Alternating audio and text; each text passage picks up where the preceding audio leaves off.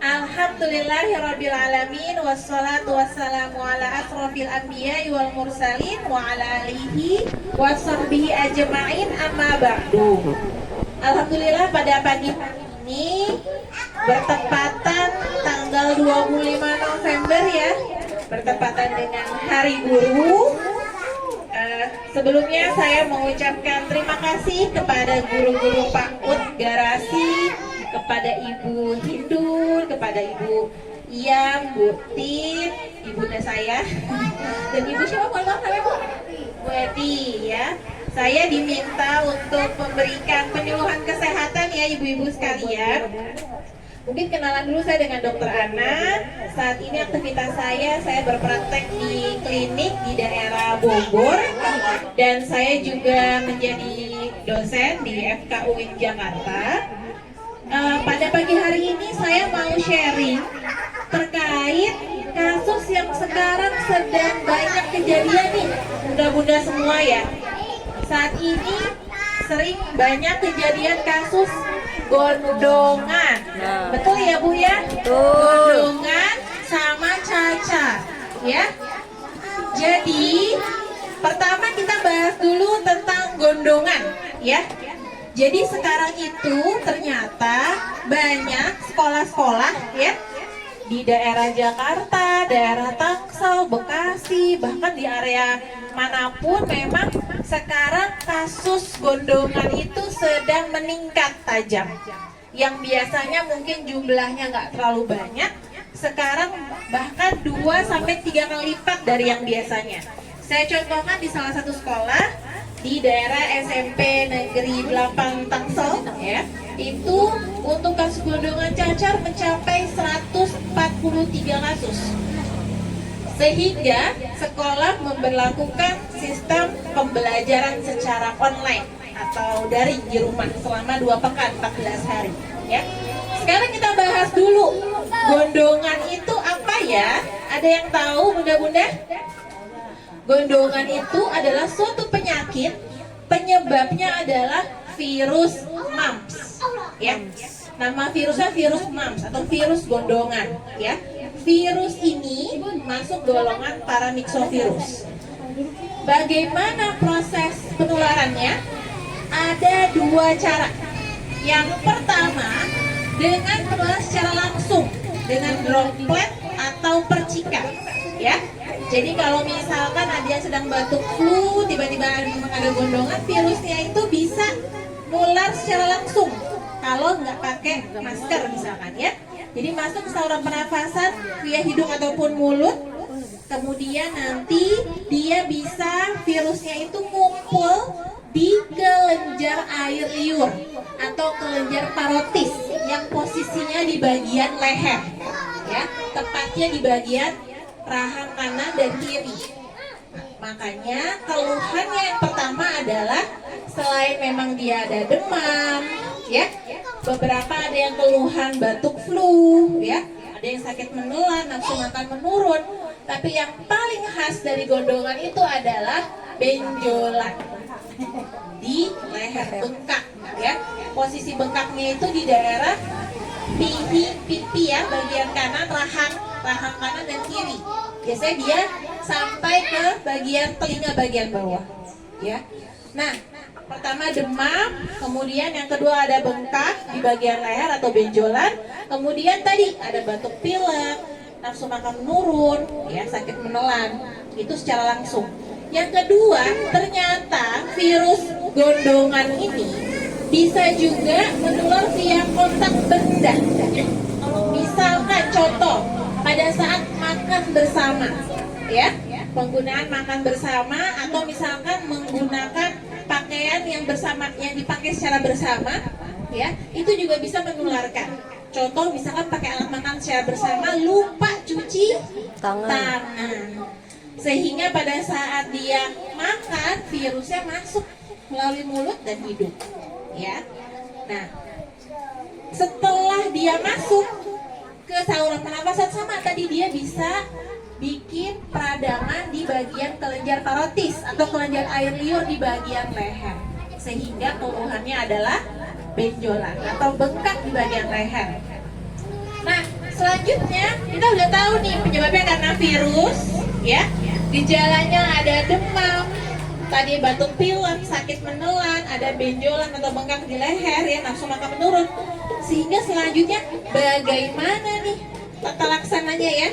Bagaimana pengobatannya dan pencegahannya? Yang pertama, kalau misalkan sudah ada keluhan seperti itu, demam, batuk pilek, sakit penelan, nafsu makan menurun, dan yang paling khas ada benjolan di bagian leher, ya, itu harus istirahat di rumah atau isolasi mandiri minimal selama 7 hari, ya, 7 sampai 14 hari.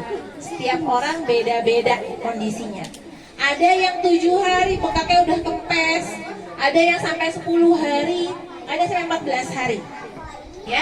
Karena memang karena ini adalah virus, ini kategorinya adalah penyakit yang bisa sembuh sendiri tanpa obat. Kita sebut self-limiting disease.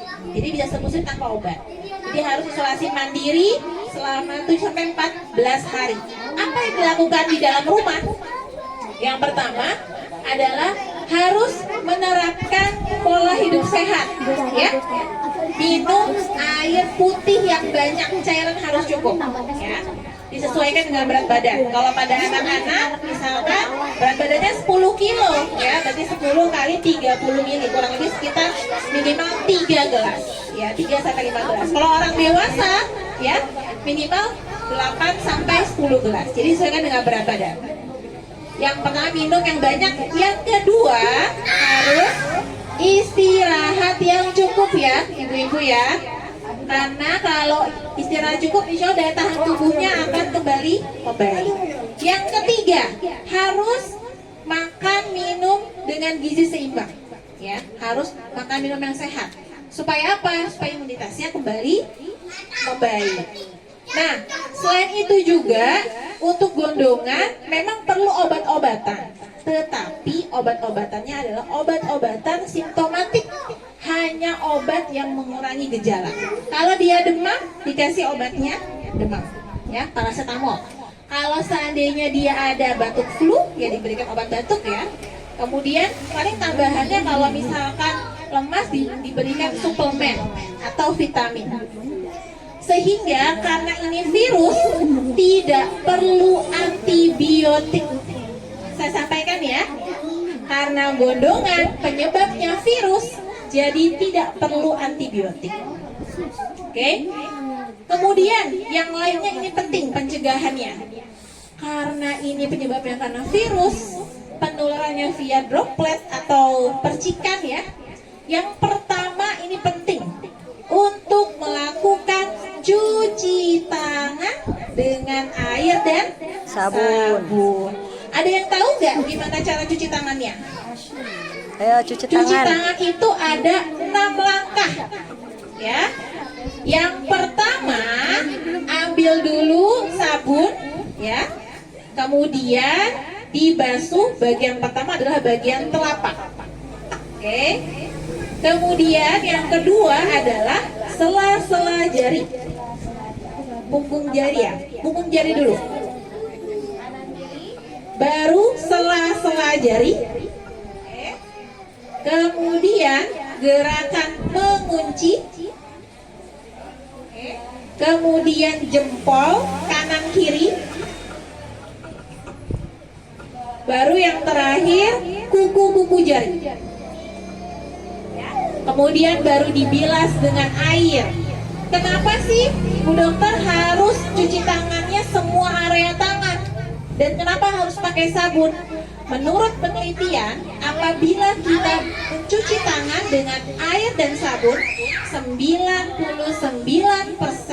semua kuman, virus, cacing atau apapun itu mati.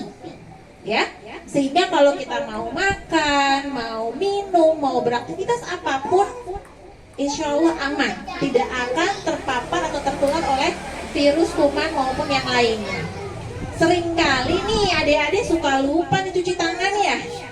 Iya. Jadi penting sekali untuk melakukan cuci tangan dengan baik dan benar. Saya ulangi lagi, ya. Ada lagunya nih. Ada 7 langkah cuci tangan, mulai dari telapak sampai ke belakang, sela-sela jari, kuku-kuku jari, jempol pergelangan, bilas sampai bersih. Apa lagunya? Coba sekali lagi. Ada 7 langkah untuk cuci tangan, mulai dari telapak sampai ke belakang, sela-sela jari, kuku-kuku jari, jempol pergelangan, bilas sampai bersih. Ya, jadi cuci tangannya harus dengan benar, pakai sabun dan air. Dok, kalau nggak ada sabun gimana? Bawain bunda-bunda sekalian hand sanitizer. Jadi selalu diingatkan setiap mau makan, mau minum, sebelum dan sesudahnya, sebelum dan sesudah bermain, sebelum dan sesudah aktivitas apapun, cuci tangan. Karena itu adalah pencegahan yang paling efektif untuk semua penyakit, ya. Itu yang pertama. Yang kedua, pencegahannya adalah menerapkan etika batuk dan bersin yang benar. Bagaimana caranya? Yang pertama, paling efektif adalah dengan menggunakan masker, ya. Jadi kalau lagi batuk, lagi flu, upayakan pakai masker. Karena dengan menggunakan masker akan melindungi diri kita dan melindungi yang lain. Ya, kalau nggak ada masker gimana Bu Dokter? Bisa, boleh dengan tisu, ya, dengan tisu atau sapu tangan, ya. Tapi upayakan tidak boleh menggunakan tangan secara langsung karena ini kotor, ya. Kemudian yang ketiga, kalau masker nggak ada, tisu nggak ada Dok, bisa menggunakan lengan bagian dalam. Gampang Dok. Aja. Prinsipnya tidak boleh sampai percikan itu mengenai orang lain, ya. Jadi pada saat batuk bersin ada 3 caranya ya Bu ya. Paling efektif dengan menggunakan masker. Kemudian yang kedua adalah dengan menggunakan tisu atau sapu tangan boleh. Yang ketiga bisa dengan menggunakan lengan bagian dalam. Prinsipnya adalah percikan tersebut tidak menularkan kepada yang lainnya, ya Bu ya. Kemudian yang ketiga ini penting, ya, terkait tadi mengimplementasikan perilaku hidup bersih dan sehat dengan mengkonsumsi makanan gizi seimbang. Jadi hindarilah jajanan-jajanan yang tidak sehat, ya adik-adik ya. Kalau bisa pas ke sekolah bawa bekal. Siapa yang ke sekolah bawa bekal? Saya. Biasanya pada bawa bekalnya apa nih yang dibuat bunda-bundanya nih? Coba kamu deh. Kamu namanya siapa? Kentang. Udah. Tenang aja. Sudah lagi yang lain. Kamu namanya siapa?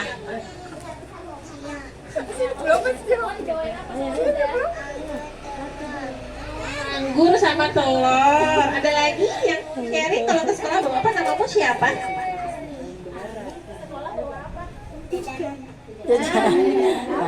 Tentu sama Yupi. Sama Yuki. Oke ya. Kalau Jadi ada Bu Dokter bilangnya bawa nasi. Nah. Jangan bilang permen. Ntar Bu Guru ditelepon. Ya, nasi Bu Dokter. iya, jadi penting sekali ya bunda-bunda sekalian untuk kita selalu membawa bekal yang sehat. Saya perlu sampaikan saat ini jumlah 2 penyakit yang biasanya jarang terjadi pada anak-anak sekarang mulai meningkat. Yang pertama adalah penyakit diabetes pada anak atau penyakit gula darah. Biasanya usia-usia lansia tuh Bu, udah 60 tahun ke atas baru kena sakit gula, ya. Tapi sekarang Bu, usia-usia anak sekolah bahkan dari bayi Bu, bayi usia anak sekolah, remaja dewasa di bawah usia 40 tahun, bahkan ada yang di bawah 30 tahun itu banyak yang gula darahnya tinggi. Karena apa? Karena gaya hidupnya tidak sehat, suka minuman makanan manis, ya, atau makan minuman yang siap saji, jajannya sembarangan dan lain sebagainya. Sehingga kita perlu menerapkan mengkonsumsi makanan gizi seimbang. Apa itu makanan gizi seimbang? Ada yang tahu, Bu? Harus lengkap ya, Bu. Ada karbohidratnya, Protein. ya. Karbohidrat dari mana, Bu? Nasi. Bisa dari nasi, Roti. kentang, roti, apalagi Mie. singkong, ubi, apa aja boleh. Yang kedua harus ada komponen protein, ya. Protein hewani dan nabati. Boleh, nabatinya misalkan tahu, tempe, ya. Kalau yang protein hewani bisa dari ikan, ayam atau daging, atau telur yang paling mudah, ya. Kemudian ada juga komponen namanya vitamin, ya. Ini dari sayur, Bu, ya. Ada sayurnya. Sayurnya bebas apa aja. Nah, komponen tambahannya adalah mineral atau tambahan air, cairan yang cukup. Boleh dari susu plus tambah air putih, ya. Karena kalau kita lihat di masyarakat ya, Bu, ya, itu kalau Ibu lihat komposisi suatu produk, itu dominannya adalah gula. Iya. Ya, misalkan contoh susu aja. Susu itu kadang-kadang kalau Ibu lihat itu bisa 60 sampai 70%-nya itu isinya gula. Baru dicampur dengan susu. Bayangkan, ya. Begitu pula dengan produk lainnya, ya, seperti mungkin permen, coklat, es krim. Itu gulanya lebih dari 60%. Sedangkan yang direkomendasikan dari Kemenkes ataupun dari WHO, ya, asupan gulanya itu paling cuma 1 sampai 2 sendok maksimal 1 hari. Bayangkan, Ibu. Kalau misalkan dia konsumsinya banyak, ya gimana gula darahnya nggak tinggi ya, Bu? Ya. Itu yang pertama. Yang paling sering, yang kedua adalah kasus gagal ginjal pada anak. Saya sampaikan sekarang jumlahnya sangat signifikan. Contoh di RSCM, ya. Di RSCM itu yang biasanya mungkin hanya beberapa orang yang cuci darah. Sekarang usia-usia anak sekolah, usia PAUD, usia SD, SMP, SMA, ya, itu sudah menderita gagal ginjal. Setelah ditanya apa yang dimakan, apa yang diminum. Saya setiap hari makan mie. Saya nggak suka nasi, saya nggak suka sayur, saya nggak suka daging, saya nggak suka ikan. Kemudian apa yang tanya, apa sehari-hari yang diminum? Saya nggak suka air putih, saya sukanya Coca-Cola, saya sukanya Fanta, saya sukanya Sprite. Itu soda, ya. Soda itu bisa memicu pencernaannya jadi infeksi, jadi luka, ya. Di ginjal adalah organ yang berfungsi untuk menyaring semua makanan dan minuman. Yang paling direkomendasikan adalah air putih. Sehingga kalau airnya berwarna disaring, ya, mungkin kalau sehari 2 hari nggak apa-apa, Bu. Tapi kalau sudah bertahun-tahun, ya, nanti dia akan menumpuk di ginjal. Sehingga dia bisa menjadi, kita sebut menjadi batu, menumpuk, ya. Kalau dia di batu, kadang-kadang bisa terjadi peradangan infeksi di ginjal. Sehingga fungsi ginjal bisa menurun, cuci darah pada akhirnya. Sekarang antri, Bu, untuk cuci darah di RSCM sama di Fatmawati. Nah, itu karena apa? Karena pola hidupnya nggak sehat, gitu ya. Jadi kalaupun kita mau membawakan bekal, upayakan bawa bekal yang sehat untuk anak. Dok, anaknya nggak mau. Anaknya nggak mau itu karena belum dicoba, karena belum divariasikan menunya. Sekarang kalaupun misalkan anak saya suka es krim, gitu ya. Kalau Ibu lihat kandungan es krim, ya, itu dominan gulanya daripada misalkan komponen buahnya. Tapi kalau kita buat sendiri, misalkan buahnya di blender, gitu ya, tambahin aja susu, misalkan sama yogurt, kemudian ditaruh di tempat buat makan, taruh freezer, udah jadi es krim. Tapi es krimnya sehat, dia ada susunya, ada buahnya, ya, itu udah pasti terjamin. Tapi kalau yang di mungkin beberapa tempat yang dijual itu banyak pengawetnya, pewarnanya. Jadi bunda-bunda sekalian, kita harus memikirkan ke depannya, ya. Jangan kita mengikuti keinginan anak, tapi kita balik lagi. Kita pengen anak kita sehat. Kalau anak kita sehat, tentunya untuk sekolah dia bisa optimal, untuk belajar dia bisa optimal. Itu ya Bu ya. Kemudian yang kedua tadi tentang gondongan, yang kedua sekarang tentang cacar ya Bu. Cacar juga penyebabnya karena virus, namanya virus varicella zoster. Virus ini sama, dia via ada dua caranya, via langsung dan langsung. Langsung bila ada kontak ya, skin to skin, kulit dengan kulit. Contoh, ada yang kena cacar lagi lenting-lenting kita pegang, gitu ya. Nah itu bisa kontak secara langsung. Atau dengan kontak benda.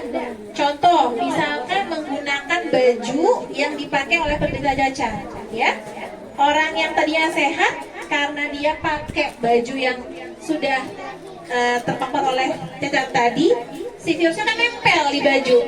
Dipakai sama orang sehat bisa juga, ya. Jadi kalau cacar keluhannya adalah awal-awal biasanya demam ya Bu. Ada demam, nyeri sendi, pegel ya. Tapi biasanya awal-awal di hari kedua bisa baru muncul atau di hari selanjutnya muncul lenting ya Bu. Lenting di seluruh tubuh. Bisa memang muncul lenting atau bintil isi air kecil, bentol kecil-kecil itu memang cuma sedikit, misalkan di area badan. Tapi bisa juga kalau yang daya tubuhnya rendah ke seluruh badan. Nah, selain itu juga biasanya ada keluhan, ada gatal-gatal ringan, biasanya gatal-gatal, ada nyeri sendi, perih biasanya, ya. Kemudian kalau sudah terpapar virus cacar, dia bisa recurrent atau bisa kambuh lagi. Biasanya dari cacar menjadi herpes atau cacar ular. Biasanya lentingnya itu ngumpul di satu area seperti pulau dan hanya satu sisi saja, bisa kanan saja atau kiri saja. Tapi sama-sama penyebabnya karena virus varicella atau virus cacar, ya. Nah, sehingga kalau misalkan sudah muncul lenting seluruh badan, ada demam, nyeri sendi, pegel-pegel segala macam, apa yang harus dilakukan? Sama seperti gondongan, harus melakukan isolasi mandiri di rumah. Tujuannya apa? Tujuannya agar kita tidak menularkan ke yang sehat, ya. Jadi minimal 7 sampai 14 hari. Lagi-lagi cacar itu karena virus, bukan bakteri. Sehingga tidak perlu antibiotik. Ya. Jadi kalau merasa ini apa ya, cacar atau bukan ya? Ya, sebaiknya konsultasi ke dokter ya, biar tidak asal dalam memberi obat ke apotek. Jadi yang pertama sama kayak gondongan, kalau tiba-tiba kena lenting seluruh badan gitu ya, kena cacar, isolasi mandiri di rumah minimal 7 hari. Kemudian setelah itu bila dibutuhkan obat boleh, tapi obatnya lagi-lagi obat simptomatik sesuai gejala. Kalau misalkan dia demam diberikan obat demam gitu ya, kalau ada gatal diberikan anti. Cuma kalau cacar boleh diberikan antivirus cacar. Ada obat khususnya, ada obat minum dan ada obat yang dioles, ya. Nah, prinsip lainnya selama di rumah tetap sama, menerapkan hidup sehat, ya. Pertama makan gizi seimbang, kemudian yang kedua tidak boleh menggaruk area lentingnya, ya, seperti biasa. Dan selain memang isolasi rumah, semuanya dipisah ya bunda-bunda. Tidurnya terpisah dulu selama 1 pekan. Bajunya pun dicucinya terpisah. Alat makannya pun juga terpisah. Tujuannya apa? Tujuannya supaya tidak tertular. Karena di rumah itu adalah kontak erat. Jadi kemungkinan bisa juga tuh yang satu rumah atau misalkan yang satu kelas. Ya. Nah, pencegahan selanjutnya seperti apa? Sama seperti tadi. Yang pertama adalah dengan apa? Cuci tangan lagi, ya. Dengan cuci tangan dengan air dan sabun yang pernah tadi. Coba diulang lagi, cuci tangannya adik-adik. Yuk, 1, 2, 3. Ada 7 langkah untuk cuci tangan, mulai dari telapak sampai ke belakang, sela-sela jari, kuku-kuku jari, jempol pergelangan, bilas sampai bersih ya. Jadi sama pencegahannya dengan apa? Dengan cuci tangan dengan air dan sabun. Kalau sabun nggak ada repot dong, bawain hand sanitizer. Selalu dipesenin ke anaknya, setiap mau makan sudah makan cuci tangan. Setiap mau main sesudah main cuci tangan. Setiap mau beraktivitas atau sudah beraktivitas apapun cuci tangan ya. Selanjutnya tadi sama, menerapkan tadi etika batuk dan bersin yang benar kalau misalkan ada batuk dan flu misalkan ya. Sama tentu tadi menerapkan hidup sehat dengan makan gizi seimbang. Jadi mitos ya kalau seandainya dok selama cacar gak boleh ya mandi, kata siapa? Ya boleh mandi, cuma mandinya hati-hati, jangan sampai lenting-lentingnya pecah ya. Jadi pelan-pelan mandinya, pakai air biasa, cuma pada saat mengeringkan pelan-pelan dengan menggunakan handuk ya.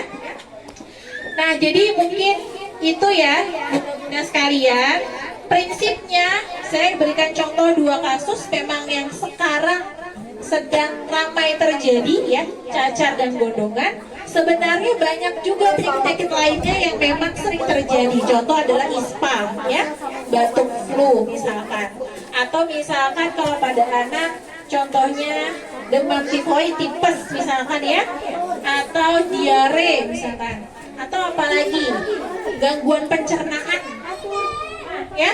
Nah semua itu penyebabnya bisa karena infeksi, sehingga pencegahan yang paling efektif jangan lupa menerapkan cuci tangan dengan air dan sabun.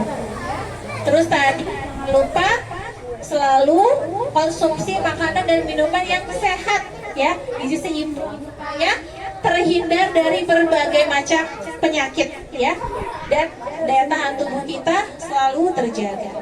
Jadi bagi yang belum pernah, upayakan tadi ya untuk menjaga hidup sehatnya, makan minumnya harus seimbang, air putih yang cukup ya, cuci tangan selalu sebelum dan sesudah aktivitas apapun. Kemudian mungkin tambahannya adalah dengan vaksinasi ya ibu-ibu ya. Saya mau menyampaikan lagi pentingnya untuk melakukan imunisasi atau vaksinasi anak.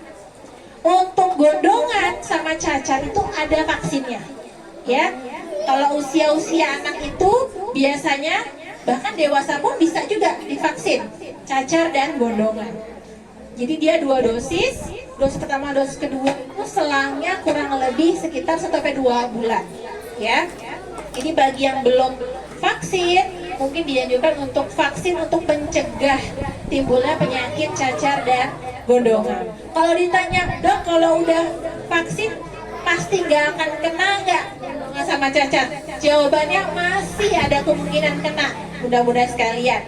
Tapi kalau sudah divaksin ya, tidak parah. misalkan qadarullah terpapar cacar ataupun gondongan, pertama dari gejalanya akan jauh lebih ringan.